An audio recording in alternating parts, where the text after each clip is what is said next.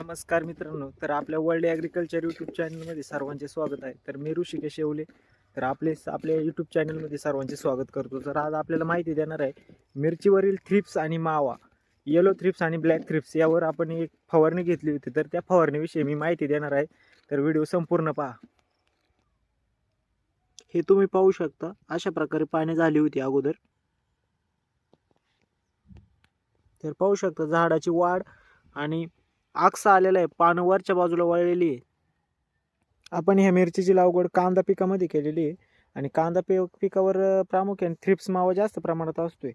तर आपण या कांदा पिकात आपण मिरचीची लागवड केलेली आहे. तर हे पाहू शकता तुम्ही.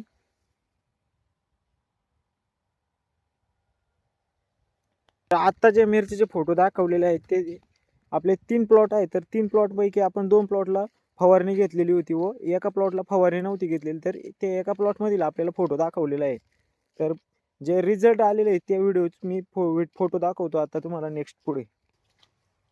तर रिझल्ट पाहण्यासाठी यामध्ये फरक झालेला आहे पूर्णपणे.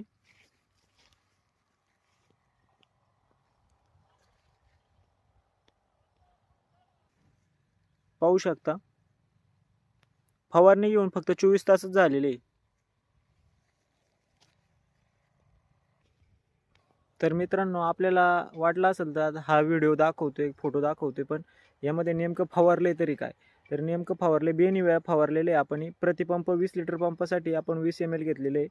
म्हणजे याचा बेनिव्याचा रिझल्ट चांगल्या प्रकारे येतोय मिरची थ्रिप्ससाठी.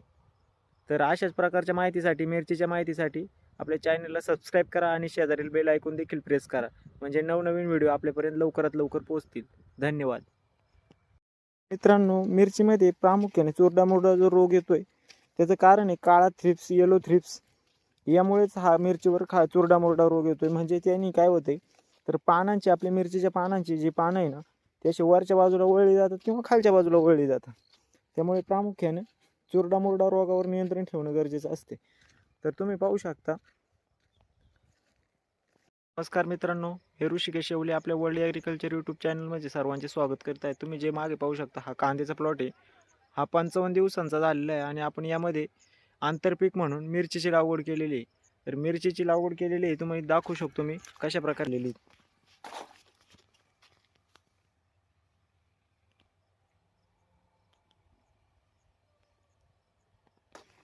मुख्य पीक हे आहे ना, तर मिरचीच होतं, परंतु विषय असा झाला आहे की उष्णतेमुळे मिरचीच्या झाडांची मर होते. त्यामुळे आपण कांद्याची लागवड केल्यानंतर मिरचीची लागवड त्यामध्ये केलेली आहे. तर आपण 2 ओळींतील अंतर 5 फूट ठेवलेलं आहे आणि एका झिगझॅग पद्धतीने आपण लागवड केलेली आहे.